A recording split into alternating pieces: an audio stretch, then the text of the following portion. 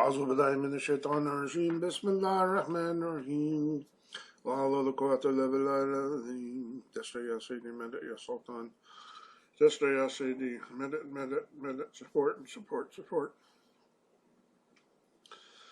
سبحان الله سلطان الله نبي محمد عليه السلام سبحان الله سلطان الله نبي محمد عليه السلام سبحان الله سلطان الله نبي محمد عليه السلام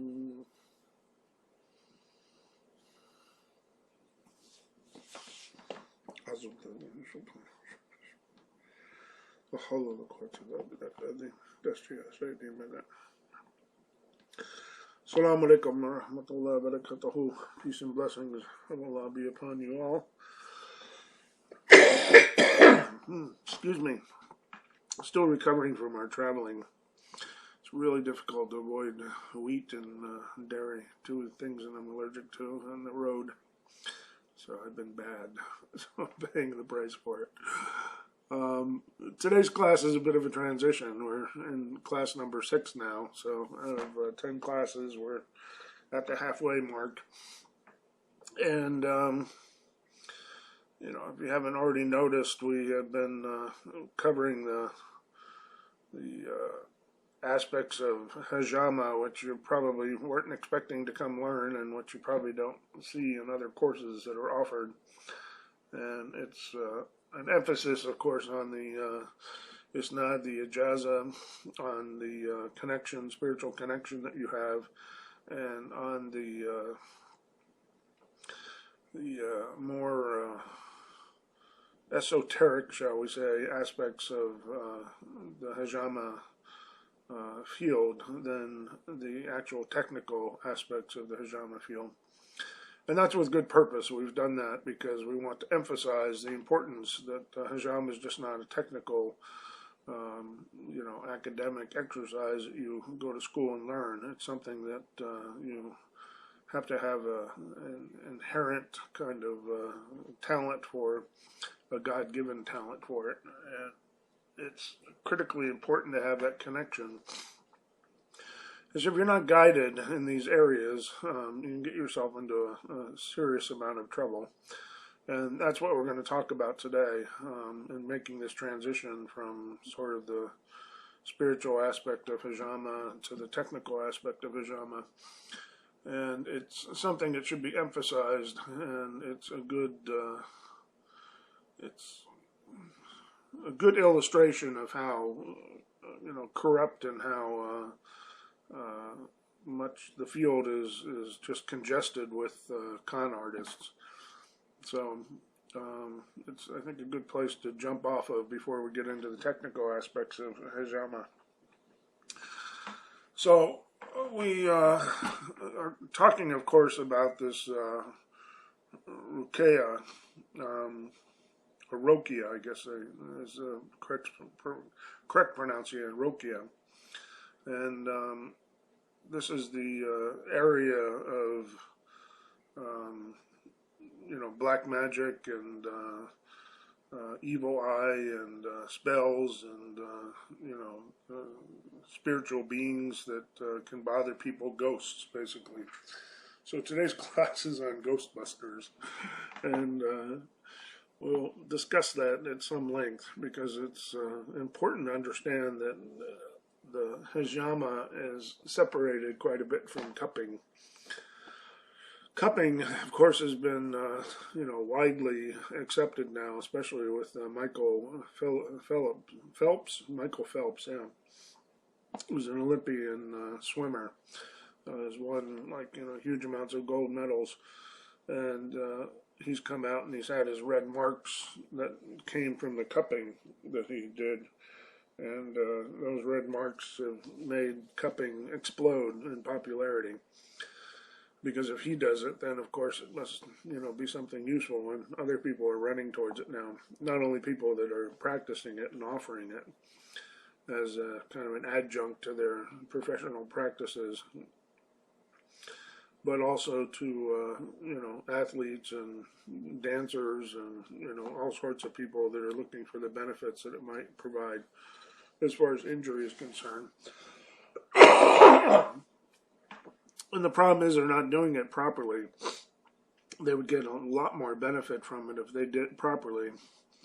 But, people are mixing their imaginations in with what is proper. And they're getting some benefit, of course, because it does help pain management to put cups on the skin and to create the red mark and kind of revitalize the muscle. But without removing the dead blood, it can actually be quite a danger. And the fortunate thing is that the dangers are pretty, few and far between. They don't manifest themselves, and you can't really, determine what those dangers are because they, happen over such a large period of time. Similar to some of the benefits that occur from the actual hijama itself, it can happen over 60 days or more, 90 days sometimes. You'll see actual benefit coming from one hijama session. So it takes time for the body to respond oftentimes to the hijama. Other times you'll see, very quick results, especially with pain management and things of that nature. But with, some chronic illnesses and diseases, you won't see, really any improvement on the person until 45, 60, 90 days after the actual session. In a similar manner, the problems that can occur from doing hijama improperly can happen over a 60, 90-day period of time as well. So it's not really recorded very well or understood very well what difficulties can come from doing hijama in an improper way. So when you're extracting and pulling the blood, you're extracting literally just the dead blood cells, unless you're using these pumping machines, which, of course, pull a lot of useful blood out of the body, which is a very bad thing to do. We'll get into that more in the next, a few classes, which is covering the technical aspects of it. But I just wanted to touch upon the fact that there's things that need to be understood and need to be, done from a hijama standpoint that is not being understood and incorporated into cupping practices. And if the people who are performing cupping, oftentimes they have a better kind of spirit about them and a better understanding of energy work, and they tend to, I think, be people that are probably more suited or better suited for the hijama practice than a lot of the people, coming to it today from the Islamic side. And I can go into quite a bit of detail as to why that might be the case right now, but predominantly it's because Muslims have thrown their religion behind their back and they're really not following it very much. And the concept of spirituality is more outside of Islam today than it is inside, with mindfulness and meditation and the different esoteric fields that people are pursuing right now. So if we kind of combine the benefits that practitioners of cupping have already with the technical and spiritual requirements of hijama, I mean, you'll really have something. So we're hoping that this spreads into the cupping field and people who are using it as, adjunct to their professions like acupuncture and chiropractic work and massage therapy. Sports medicine as well is a big one now. That they, take the time and listen to this and understand the aspects of hijama, which are so critically important to follow.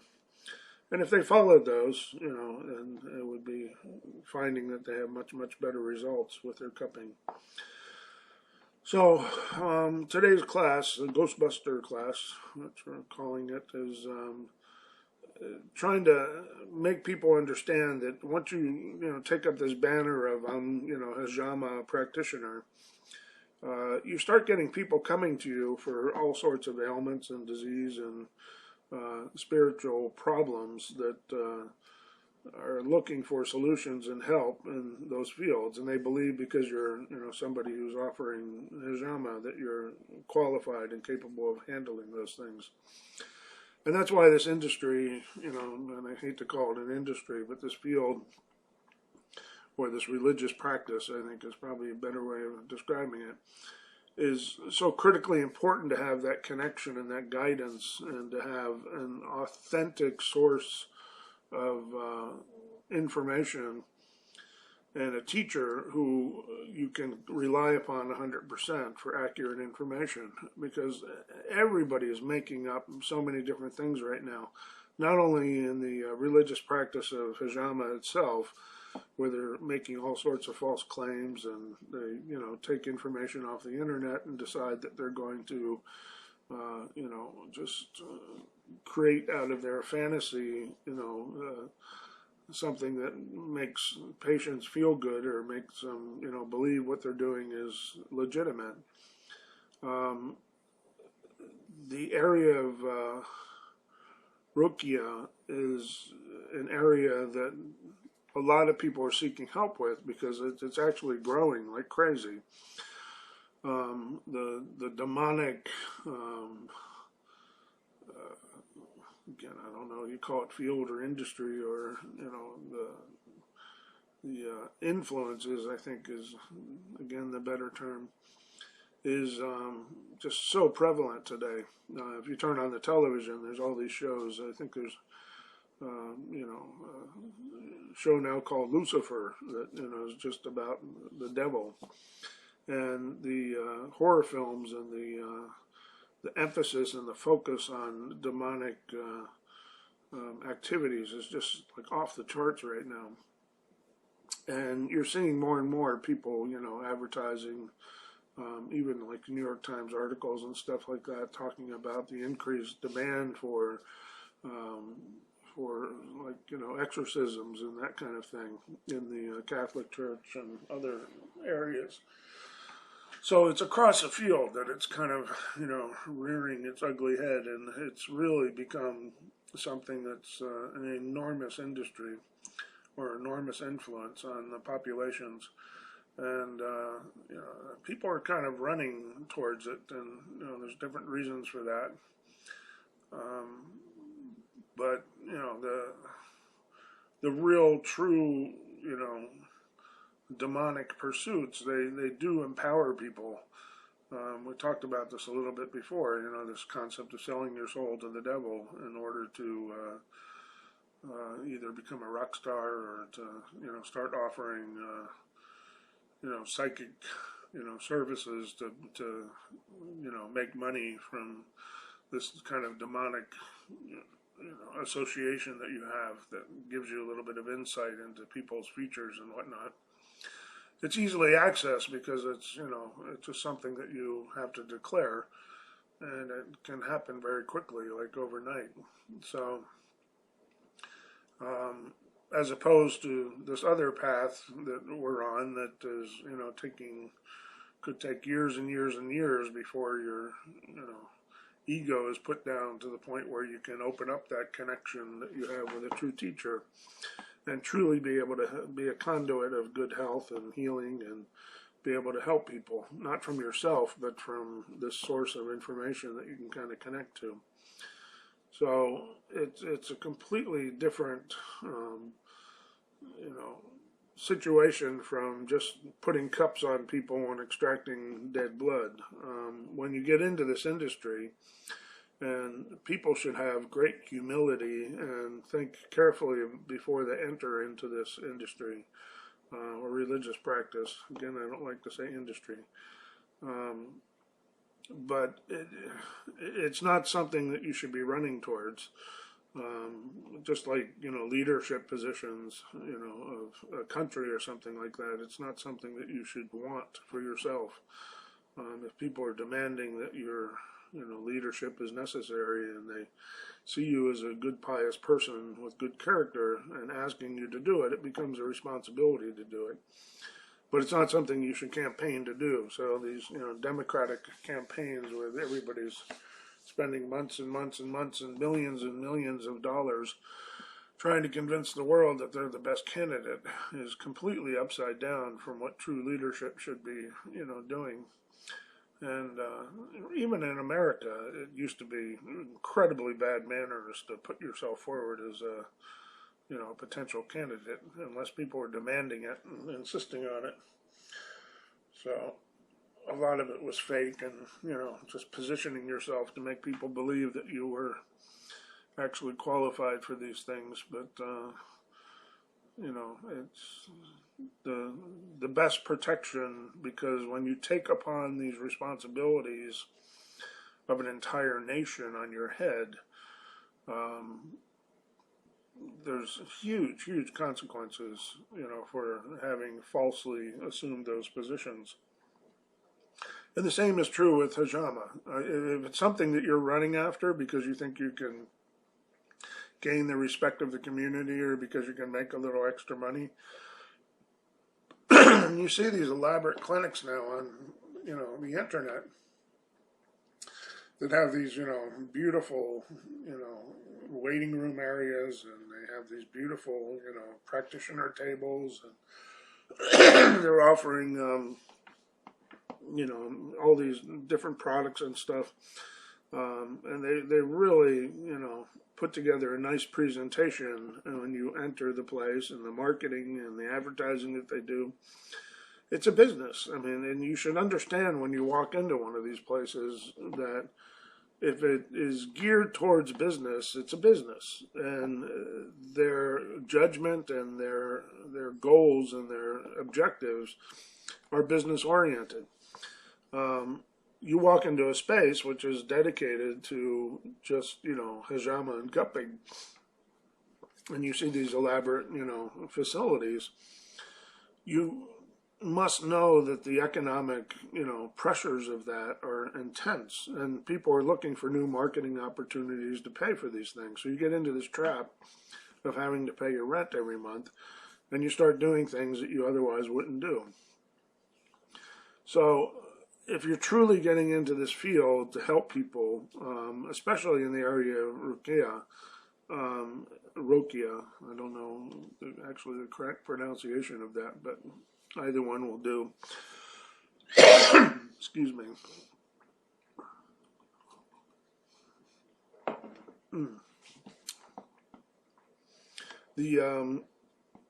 This field of helping people with demonic possession, and this field of helping people with spells and with magic, and all of which is very real. I mean, there's no question about that. And if you go to the webpage, to this class number 6, and look at some of the complimentary information, additional reading, and additional related videos, you'll see very clearly some examples of, how real this actually is. There's one video from our Sheikh Muhammad, who's dealing with a case at his dargah. It's where people from all over the world come to visit him, and clearly somebody's having, trouble, and you could see like this demonic possession coming over him. And there's no fanfare, and there's no, take him to my office and make sure you, charge him $50 for the service, and, there's no preparation. It's dealing with him without any expectation of reward, because his reward is to help people, and his reward is to serve God. His reward is not in trying to make a little extra money. And probably the one place on earth that I've ever seen that operates like this, that nobody's expected to pay anything, and the place completely runs on donations only. Excuse me. Having a tough time this morning. But it's because it happens naturally. People see that this work is being done, and they want to do something to assist it and help it because they're sincere themselves. So it works, and people deserve the help, so the money comes. If the money doesn't come, you have to ask yourself the question, is this really something that I'm supposed to be doing? Or you should ask the question, is this something that the population deserves and, is something that I should be providing? Because oftentimes, the population might not deserve the assistance or help, and they're, just in a state of affairs where they have to, fall down and kind of learn for themselves that these problems are not coming with a solution for a reason. And if that's the case, then there's nothing you can do about it. But in a perfect system, the help comes, and then the money comes to support that because people see that it's something that's being done unselfishly. And this is the true system of especially something to do with the religious practice, that it is not a 501c3, and it's not, a religious organization with donation buttons all over their front page asking and begging for money all the time. The money is mentioned only in the context of maybe teaching somebody that, charity is an important aspect of religion, and it helps to protect you and helps to, cleanse your sins and that kind of thing. And in that context, it might be discussed, but otherwise money is never discussed. And if it's not coming for a reason. So this is the true, manner that you should be looking for when you're looking for somebody to assist you in these areas that are so critically important in making your health better and making your spiritual nature better and making your mental nature better. They're all intertwined, of course, and they all, require very specific anecdotes for each, condition. And if you're somebody who is trying to make money, you're going to drift off of what is correct in order to make more money. So people using these, pumping, machines now and the plastic cups are doing it because the market's demanding it, and they want to have fresh cups on them, of course, and it's easier to use these things. You're not, having a problem with fire. And even, some people are pumping incredibly hard on people's hair so they don't have to shave their hair before they actually do the cupping on the head. All of this is attractive to the customer, but it's not what's best for the person. And if you're truly dedicated to doing what's best for the person, you're not going to be able to be focused on the money, because you're not going to be able to make a living at this from the aspect of, doing it for religious purposes. So we should have a divide in this industry. We should have people, and again, industry is not the word I like to use, but until I come up with something better, that, you offer either cupping services, which are one category, you offer hijama services. Those people offering hijama services are being put into positions of authority that are then being asked to perform all sorts of things on a level that they're so completely unprepared to deal with. And if you think that it's so easy for you just to claim from, watching a couple videos, and it's so easy to put the cups on somebody and to remove them and to set up a business surrounding this field, again, industry, religious practice, you're sorely mistaken that it's not that simple. What people come to you with are incredibly real problems, and those problems have a huge range that, span from, actual demonic possession to magic and spells that have been put on people, and energy that is just, at a level that is going to effectuate you if you don't handle it properly. So not only is an improper hijama practitioner capable of harming people by putting his own negative energy onto people, but the people who come to you who are, suffering all sorts of, spiritual problems, some real, some imagined, but nonetheless, their energy that they can harm you with is a huge concern. And if you get involved in this industry, you're absolutely, guaranteed to encounter a lot of this, especially if you're offering just hijama practices. And it is so ripe for conning people and for making all sorts of false claims. And it's extremely difficult to differentiate between these con artists and these people who can truly help you. There are absolutely people out there who can truly help you in these areas.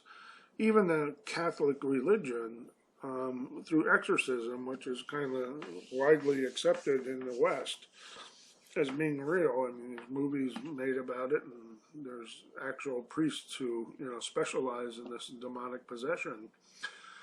And they go and they do these exorcisms to remove the evil spirits out of people's bodies, the demonic possessions.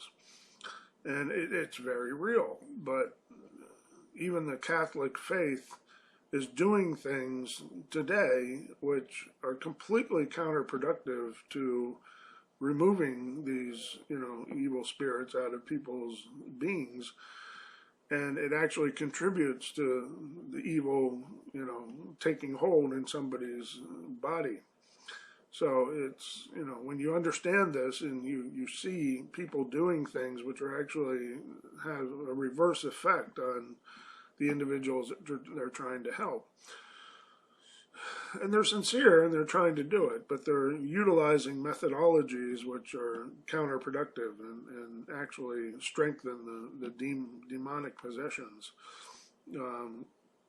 But you're dealing with deceptive, tricky, beings that will actually make you think that you're, succeeding and give you the notion that you have accomplished something when in fact you have not.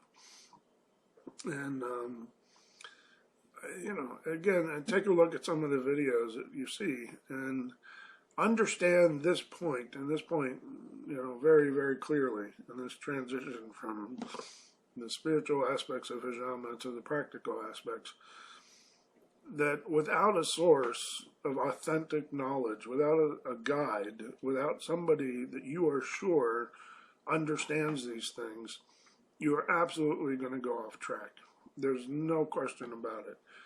And this, more than anything, is what is critically important in the ijaza process and the isnad.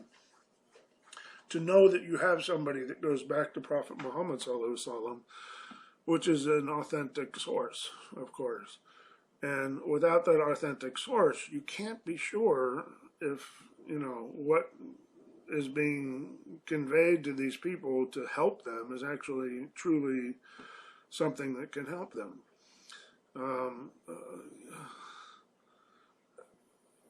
I never put myself or think of myself that I am the person who's helping this person who's coming for this assistance in this area. And people come to us all the time asking us for help and, asking us if you, know how to perform this, or you know how to do this, or you can take care of this, spiritual problem or that spiritual problem, or, I'm not, being successful in my job. Can you help me, with that? And it becomes a mishmash of different requests that people are asking you. I can't get married. Can you help me get married? There seems to be like this demonic possession on me that's keeping me from being successful. Can you remove that from me? And these people are vulnerable in a position that makes them completely, open to being conned and being cheated. And I'm telling you that across the board, there's people that are cheating these people left and right. Similar to the psychic, industry, where people are coming and spending hundreds and thousands of dollars on, psychic hotlines and psychic counseling. And these people are just cheating them. And, you know, I think the standard that you should probably understand more than anything is when you go to somebody for this kind of help, if money is the focus, then you have got a problem. A true person who can help you in these areas understands first and foremost that it is his duty as a servant to help, and it is not expected to be rewarded. But in a perfect system, if you go to, you know, ask one of these truly authorized people for help, they should be open and willing to give it to you. But, you know, you should at some point in the future give something in return, even if it's not directly to the person who helped you, but you should give a charity in another direction, if not directly to the person who's assisting you. You should give that charity without expectation, and that charity actually works to empower the process that happened. So this is true in healing. The healing process is actually fortified by the charity that is given. So when you're insisting on payment for these services, the person paying you it's, you know, given kind of credit and power that he's giving you a charity. But it's a charity that you're demanding, and it lacks the power and the protection that a real charity gives. So when it's, you know, given properly, it ups the scale of protection, and it ups the scale of a benefit that you get from it. When you insist on payment in advance, you're demanding that payment, and you're changing the balance of that property. And, you know, while the person who's giving it to you might, you know, get the benefit from it. So people now are spending huge amounts of money to go see a doctor, and that, you know, fee for the doctor is acting as a protection for you, and actually is the basis of the healing that you receive from going to the doctor. That what the doctor gave you is, you know, just bunk and not really beneficial for you, but the actual act of giving the money was the act that actually made the healing come to you. So this is an area that will be covered in some of the teachings and writings on a natural healing book that we'll provide for you as part of the course. And the woman who did it, who we call Zero, is her nickname. And before she passed away recently, I think she redid this book, and I'm looking for the new revised version of the book. But there's also some videos that, you know, talk to you about some of the natural healing techniques and whatnot that are offered, which are incredibly important. And that's another aspect of, you know, the Hijama that comes with this kind of territory, that people come to you and they're looking for advice in so many other fields, like nutrition and, you know, natural health. And the more you understand about these things, the better off you're going to be in being able to assist people. But again, it has to come from a knowledge base of authenticity. It has to come from, you know, true and factual sources, not just your imagination. So it's critically important to have that authorization. And while we're making this transition from the spiritual into the technical aspects of Hijama, I want to emphasize that over and over and over again. So when you start this practice, you're going to get people coming to you for this Rokia, and they're going to be asking you all sorts of things, and you can tell them pretty much anything, and if you tell them and speak with authority, they'll believe you. And you can charge them huge amounts of money because they're desperate, and they're fearful, and they have justifiable concerns because, you know, much of this is real. Some of it is imagined, but, you know, the imagination can be as difficult for people as what reality is when they firmly believe it. So you had people in an extremely vulnerable situation, and if you're a con artist or somebody who is not authorized to be doing this, it's going to come back on you. The evil spirits that, you know, walk through your front door because they're, you know, tailing behind the person who's coming to see you for help can be transferred onto you very easily if you're not protected and you don't know how to handle these things. You're eventually going to get yourself into a huge amount of trouble. And the same is true with a lot of the, dabbling or entertaining this demonic, field, and playing around with, Ouija boards and playing around with different, spells and magic, and, just even watching videos and doing it from less of a standpoint of educating yourself and more of it just entertaining you. And when you start letting this stuff in, it can become a huge problem for you. So you'll get people that come to you for help, and the help is actually quite easy. It's not something that you should be charging for, certainly not. And it is something that can be handled quite, easily.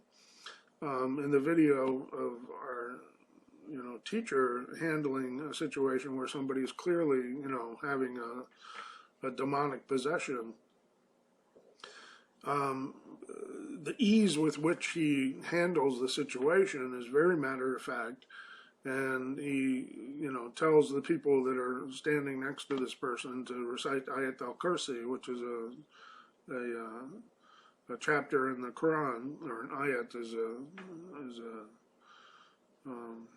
verse in the Quran that they recite 7 times over this person. You can see it just like lifting off of him. And it's very matter of fact, and he handles it and he walks away. He's not waiting, to speak to the person. He's not waiting for credit. He's not waiting for adulation. It's incredibly humble, and he just goes about his business and does what he does. And this is the sign of a true, person who is dedicated to helping, and a person who's not having any expectation of reward or even acknowledgement that what he did. He's not even asking and waiting around for thanks, because he gets all his thanks from the Creator, from God. So if you're, involving yourself in these things and you don't have that intention and you don't have that support from these people who truly understand and know these things, then, you just should find some other way of, satisfying your ego and doing something else with your time and your efforts. Because Hijama is definitely not it. So the field, the religious practice is just littered with people that are coming forward now and making all sorts of claims. And pretty much the key is the money. If you go to somebody and, they're asking for money, it should be a very modest amount. And I don't fault anybody who's asking for money right now, because the concept of, charitable donations and giving people money has just kind of evaporated, and people will take, what you have to offer to them, and they don't give you anything in return, and you can't continue. I mean, there's supplies and costs associated with this. It's not like the ruqyah where you're just offering advice or giving, a small, basically prescription for what ails them. It's something that does have an associated cost with it, so you do have to cover your costs. So I have tried it both ways, and we weren't very successful in trying to do it for free, I have to admit.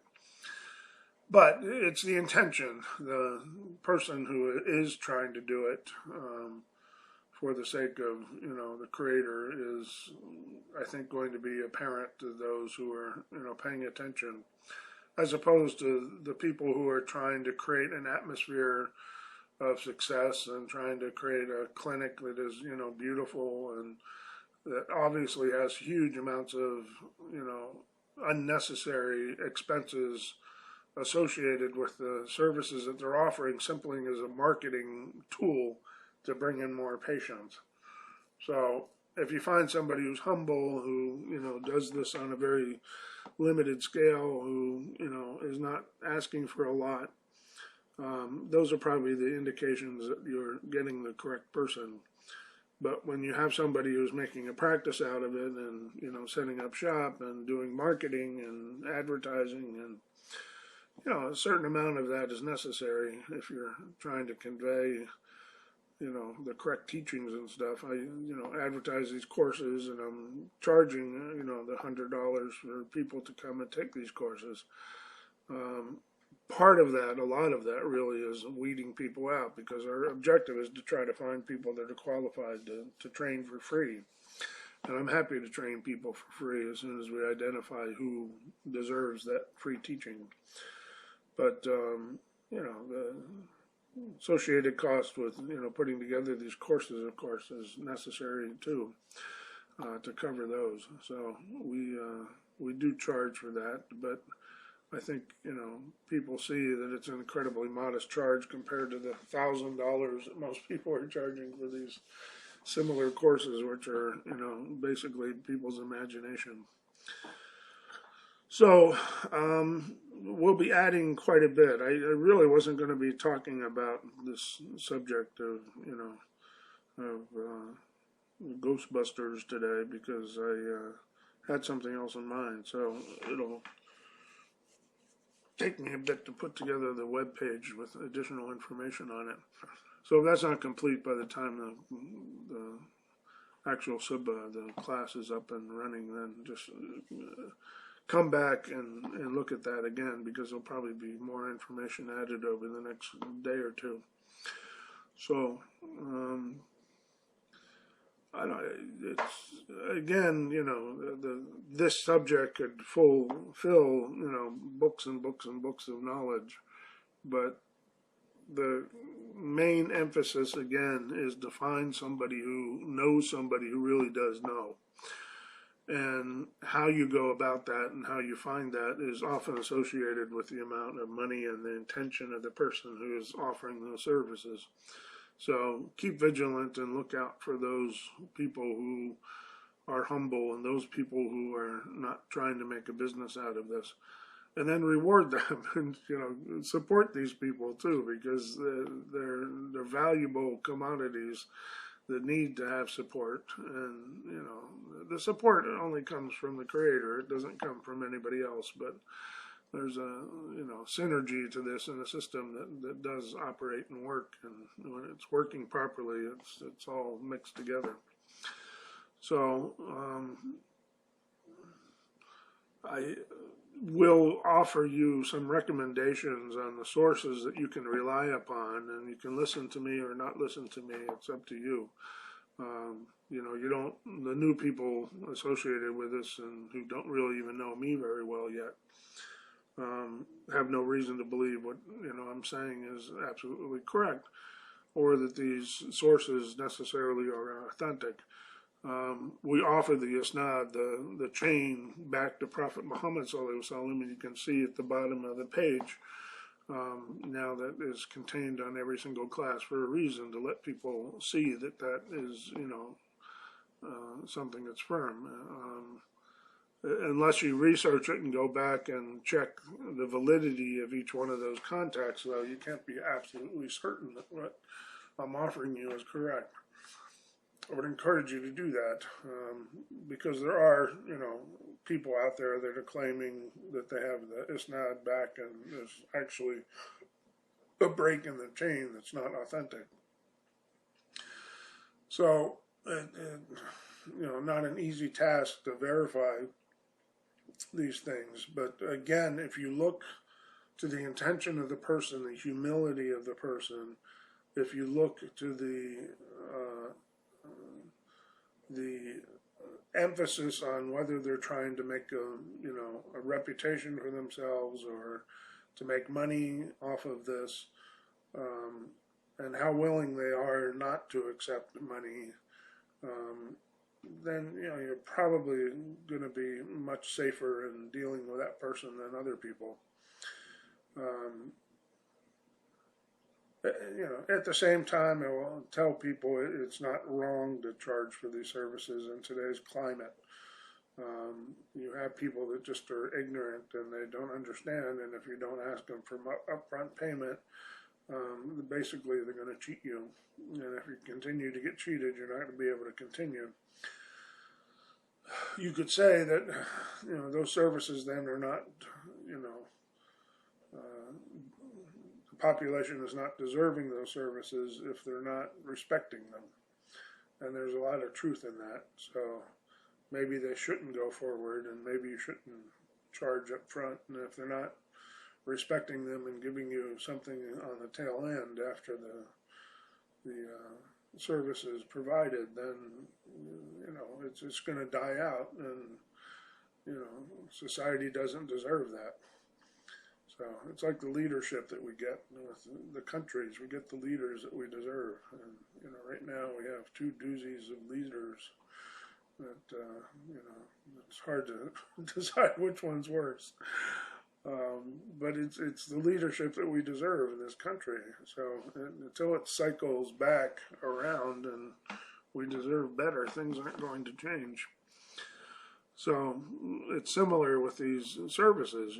True healing and true assistance in these spiritual matters is coming to a society and coming to people who deserve it. And if they don't deserve it, then it kind of dies out over time, and it cycles back, and people start suffering incredible hardship, and they're then looking for solutions and ways to correct that, and then they come back to an understanding which is healthy, and then they start respecting it again, and it takes hold, and so it's very much a cycle. And if you get stuck on the low side of that cycle, then it just, nothing you can do about it. We're on the low side of that cycle now, and it's unfortunate, but it's true. People like, the marketing, and they like the pandering, and they like the special treatment, and they like people who, stroke their egos and give them the information and the attention that they want, and the anecdotes that they want. They want what's easy. They don't necessarily want what's effective. So when you have somebody come into your office and you tell them you have to shave your hair to, do the cupping on the necessary point on the back of the head, of course you're going to get, huge amounts of objections. And people's hair is, just the cherished aspect of their being, especially women, but men as well. They're just don't touch my hair. If that hair is more important than your health, then so be it. And these next few classes we'll get into the importance of why the cupping with the fire and with the natural suction is so important. But it's just an example that, it's so easy to offer people something that they think is better, which on the surface looks much better. The pumping on top of the hair, it requires so much pumping that it becomes damaging. And I mentioned earlier, but I didn't get into any detail, that when you extract that dead blood to the top of the skin, and you don't remove it, you're causing many, many problems that can occur, 60, 90 days down the line. And you would never associate them with the actual Hijama session, so you wouldn't say that the harm was done by the Hijama, when in fact it was. So, just think about the logic of it, that you're extracting blood, whether you believe in the dead blood theory or not. It is dead blood that's being extracted, unless you're using these pumps, and then you're taking out good blood, which is bad and dangerous as well. But in pulling the dead blood to the surface of the skin on that, hickey that occurs from the suction, if you just leave it there stagnant, where is that dead blood going to migrate to? It's going to migrate and collect in an area near, an organ, or it's going to collect near one of the muscles, or it'll dissipate back into the body. Any of those outcomes is extremely unfavorable. So what's the point of pulling, the benefit of pulling that dead blood to the surface of the skin without removing it? And this is where the massage therapist and the different people who are selling these services, get into this, false, practice of extracting these, hickeys on people and then not doing anything with it. And while massage, cupping might have some benefits in activating the skin, at the point where you start getting a red mark on the skin is the point where you should stop. So if you're moving the cup, before that occurs, it probably has some benefit in a massage technique. But if you leave the cup on for more than 20, 30 seconds, you're immediately starting this process of extracting the dead blood cells. And that's a spiritual process. It is not just a physical process of the suction. And, I can get into the spiritual aspects of this and you wouldn't even believe it. But there are angels that are, tasked with the responsibility of assisting in all sorts of things. Pregnancy being one of the big ones is why you should not, really have a man touching a woman who is pregnant, and because it upsets the spiritual component and the activity that the angels are embarking on to make that incredibly miraculous process work. And you talk to most women, and they can tell you when the life is breathed into the fetus at about 4 months. That quickening, that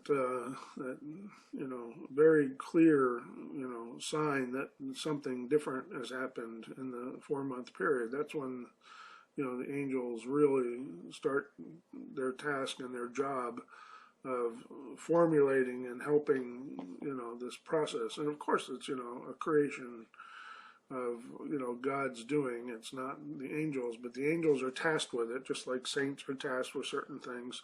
It's not their power, their ability that's making this happen. It's the actual,